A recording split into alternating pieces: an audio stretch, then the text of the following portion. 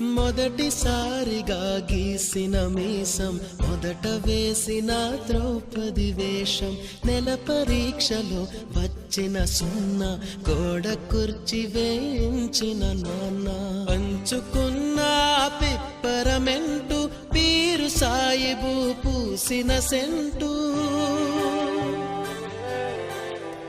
చెడుగుడాటలో గెలిచిన కప్పు, షావుకారు కెగవేసిన అప్పు, మొదటి ముద్దులో తెలియనితనం, మొదటి ప్రేమలో తీయందనము.